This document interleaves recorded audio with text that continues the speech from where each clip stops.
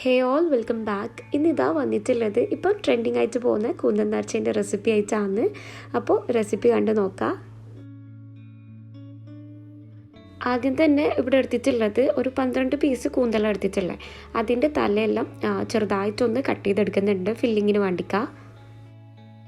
ഇനി അടുത്തത് എടുത്തിട്ടുള്ളത് 2 ഉള്ളി എടുത്തിട്ടുണ്ട്. ഇതിൽ നിന്നിപ്പം ഒന്നേ ഞാൻ എടുത്തിട്ടുള്ളൂ. കട്ട് ചെയ്ത് നോക്കിയപ്പം ഇതന്നെ ഒരുപാടായിട്ട് തോന്നിയിട്ടുണ്ടായിരുന്നു. അപ്പോൾ ഇതൊന്ന് ചെറുതായിട്ട് ഒന്ന് കട്ട് ചെയ്തെടുക്കില്ല. ഇനി എടുക്കുന്നുള്ളത് എരിവിന് ആവശ്യമായിട്ടുള്ള ഒരു 4 ചെറിയ പച്ചമുളക് എടുത്തിട്ടുള്ളത്, പിന്നെ ഒരു ചെറിയ കഷ്ണം ഇഞ്ചിയും ഒരു 6-7 അല്ലി വെളുത്തുള്ളി, ഇതെല്ലാം എടുത്തിട്ടുള്ളത്. ഇനി ഇതെല്ലാം ഒന്ന് കട്ട് ചെയ്തെടുക്കലാണ് ചെറുതായിട്ട് തന്നെ. അങ്ങനെ ഇതാ ഫില്ലിങ്ങിന് വേണ്ടിക്കുള്ള എല്ലാ വെജീസും കട്ട് ചെയ്തെടുത്തിട്ടുണ്ട്. ഇനി ഫില്ലിങ് ഉണ്ടാക്കിയെടുക്കില്ല. അതിന് വേണ്ടിക്ക് ആദ്യം തന്നെ ഒരു പാന് വെച്ചിട്ടുണ്ട്. അതൊന്ന് ചൂടായ നേരം അതിലേക്ക് ആവശ്യത്തിനുള്ള ഓയിലൊന്ന് ഒഴിച്ചു കൊടുക്കുന്നുണ്ട്. ഇനി ഓയിലൊന്ന് ചൂടായിട്ട് വരുമ്പോൾ ആദ്യം തന്നെ ചേർത്ത് കൊടുക്കുന്നുള്ളത് നേരത്തെ കട്ട് ചെയ്ത് വെച്ചിട്ടുള്ള ഇഞ്ചി, വെളുത്തുള്ളി, അതേപോലെ തന്നെ പച്ചമുളക്, അത് മൂന്നും ഇട്ടിട്ട് ഒന്ന് നല്ലപോലെ ഒന്ന് വഴറ്റിയെടുക്കലാന്ന്. ഇനി ഇത് ഗോൾഡൻ ബ്രൗൺ കളർ ആകുമ്പോൾ നേരത്തെ കട്ട് ചെയ്ത് വെച്ചിട്ടുള്ള ഉള്ളിയും കൂടി ഇട്ട് കൊടുക്കുന്നുണ്ട്. എന്നിട്ട് ഒന്ന് നന്നായിട്ട് മിക്സ് ചെയ്തെടുക്കുക. ഇനി ഉള്ളി ഒന്ന് പെട്ടെന്ന് വഴന്നിട്ടാൻ വേണ്ടിക്ക് കുറച്ച് ഉപ്പ് ചേർത്ത് കൊടുക്കുന്നുണ്ട്.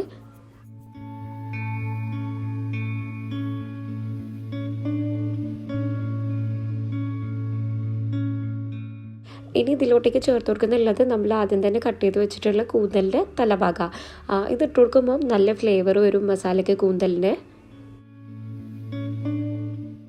ഈ ഒരു രീതിയിലല്ലാണ്ട് ഫില്ലിങ് വേറെ രീതിയിൽ ഉണ്ടാക്കലുണ്ട്.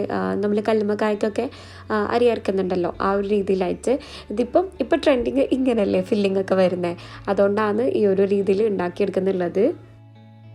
ഇനി ഫില്ലിങ്ങിലോട്ടേക്ക് ഒരു 3 സ്പൂണോളം തേങ്ങയും കൂടി ചേർത്തിട്ട് ഒന്ന് നന്നായിട്ട് മിക്സ് ചെയ്തെടുക്കുക. ഇനി ഇതൊന്ന് അടച്ചു വെച്ചിട്ടാണ് വേവിച്ചെടുക്കുന്നുള്ളത്. കൂന്തലിൻ്റെ തലയിലൊന്ന് പെട്ടെന്ന് വെന്ത് കിട്ടാൻ വേണ്ടിക്ക് ഈ ഒരു ടൈം ഇതിലേക്ക് വേണ്ടിയിട്ടുള്ള മസാല പൗഡേഴ്സെല്ലാം എടുക്കുക. ആദ്യം തന്നെ എടുത്തിട്ടുള്ളത് ഒരു 1/4 ടീസ്പൂണോളം മഞ്ഞൾപ്പൊടിയാണ്. പിന്നെ എടുത്തിട്ടുള്ളത് ഒരു 1/2 സ്പൂണ് മുളക് പൊടി, പിന്നെ ഒരു 1/4 ടീസ്പൂണോളം കുരുമുളകിൻ്റെ പൊടിയും, പിന്നെ അതേപോലെ തന്നെ ഒരു നുള്ള് മസാല പൗഡേഴ്സും ഗരം മസാല, ഇതെല്ലാം എടുത്തിട്ടുള്ളത്. ഇനി നേരത്തെ നമ്മൾ വേവിക്കാൻ വെച്ചിട്ടുള്ള ആ ഒരു ഫില്ലിങ്ങിലോട്ടേക്ക് ഈ ഒരു മസാല പൗഡേഴ്സ് എല്ലാം ആഡ് ചെയ്ത് കൊടുക്കല. ഇനി മസാല പൗഡേഴ്സ് എല്ലാം ഒന്ന് നന്നായിട്ട് മിക്സ് ചെയ്തിട്ട് അതിൻ്റെ പച്ചമണം ഒന്ന് മാറുന്നത് വരെ ഒന്ന് കുക്ക് ചെയ്തെടുത്താലും മതി.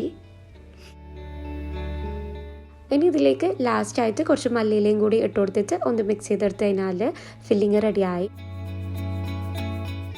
ഈ ഒരു ഫില്ലിങ് നല്ല ടേസ്റ്റ് ഉണ്ട് കഴിക്കാൻ വേണ്ടിക്ക്. അപ്പോൾ ഇങ്ങനെ ഒന്ന് ട്രൈ ചെയ്ത് നോക്കി ഉണ്ടാക്കിയെടുക്കുമ്പോൾ.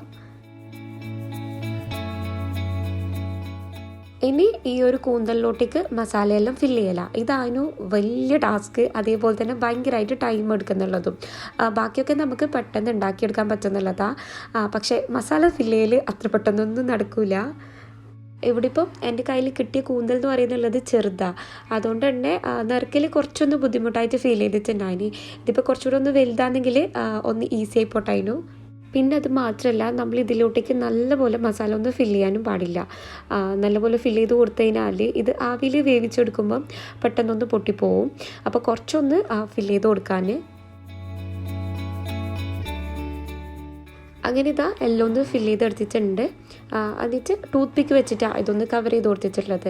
ടൂത്ത് പിക്ക് ഇല്ലെങ്കിൽ നമുക്ക് നൂല് വെച്ചിട്ടൊന്ന് ടൈ ചെയ്ത് കൊടുത്താലും മതി. ഇനി ഇത് ആവിയിലൊന്ന് വേവിച്ചെടുക്കല. 5 മുതൽ ഒരു 10 മിനിറ്റ് വരെ മതിയാവും വെന്ത് കിട്ടാൻ വേണ്ടിക്ക്.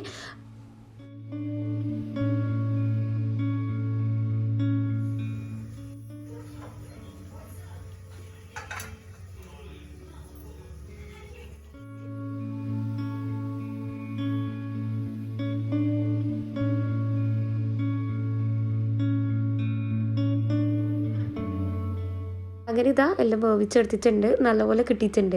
പൊട്ടിച്ചൊന്നും ഉണ്ടായിട്ടില്ല. എനിക്ക് ആകെ ഉണ്ടായ ഒരു പേടി ഇത് പൊട്ടിപ്പോകുന്നുള്ളതാണ് ഫില്ലിങ് കൂടുതലായിട്ട്. അപ്പോൾ അങ്ങനെയൊന്നും വന്നിട്ടില്ല, നല്ല രീതിയിൽ തന്നെ കിട്ടിയിട്ടുണ്ട്.